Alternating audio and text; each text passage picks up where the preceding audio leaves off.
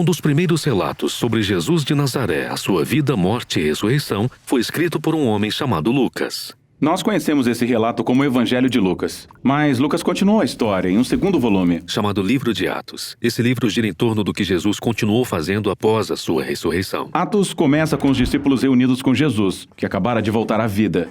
Que é algo incrível de se imaginar.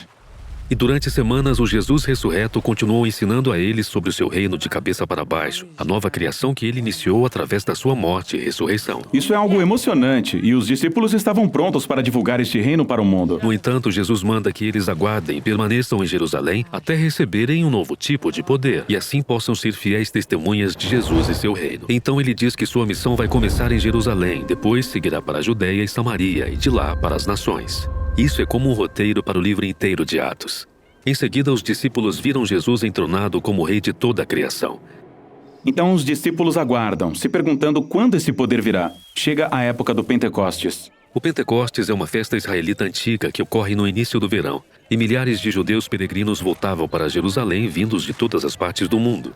E vários idiomas e culturas se juntavam na cidade.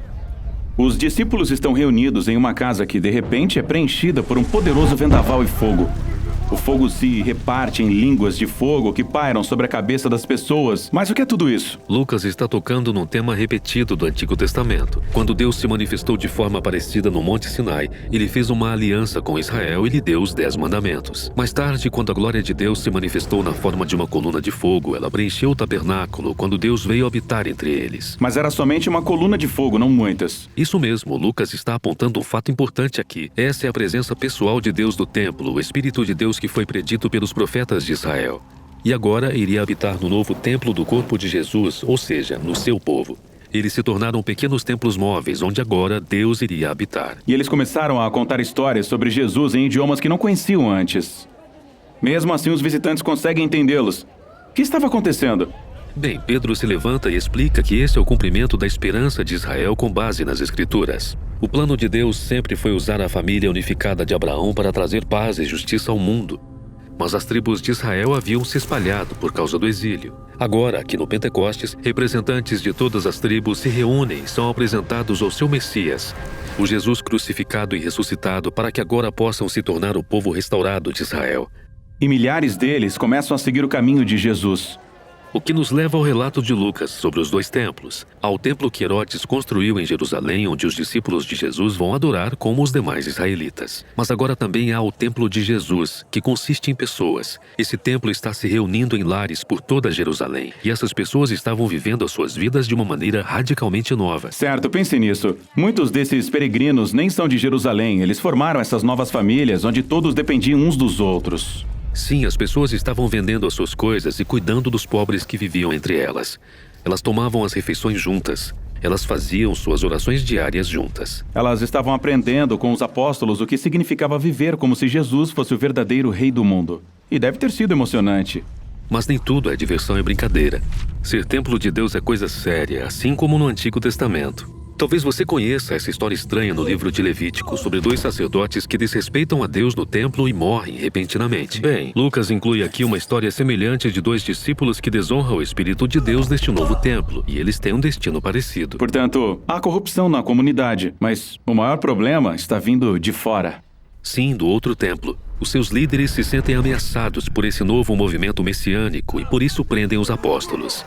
Eles tentam detê-los. E isso nos leva à história final da sessão de Atos sobre Jerusalém, onde conhecemos um novo discípulo, Estevão. Ah, sim, o Estevão. Ele é incrível. Ele se destaca como um líder entre os discípulos para servir aos pobres. E ele ia aos pátios do templo ensinar as pessoas sobre o caminho de Jesus. Os líderes do templo prendem Estevão e encontram falsas testemunhas para acusá-lo de desonrar Moisés e de ser um terrorista que está ameaçando o templo. Em resposta a isso, Estevão faz um discurso poderoso sobre como toda aquela situação era previsível. Sim, ele recontou toda a história do Antigo Testamento, destacando personagens como José, Moisés e os profetas, pessoas que foram constantemente rejeitadas e perseguidas pelo seu próprio povo.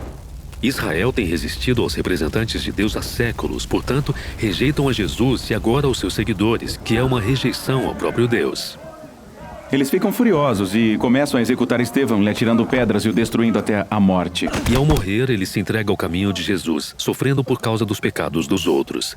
E então ele exclama com a voz bem alta: Senhor, não condenes esta gente por causa deste pecado. Isso foi basicamente o que Jesus disse antes de morrer. Exatamente. Estevão se torna o primeiro mártir do movimento de Jesus, precedendo muitos outros. Mas essa perseguição contém sementes de esperança, razão pela qual Lucas nos apresenta um novo personagem aqui, um líder religioso chamado Saulo. E ele fica de pé diante do cadáver de Estevão e até aprova o que aconteceu. Espera aí, Saulo? Você quer dizer que era o homem que se tornou o apóstolo Paulo?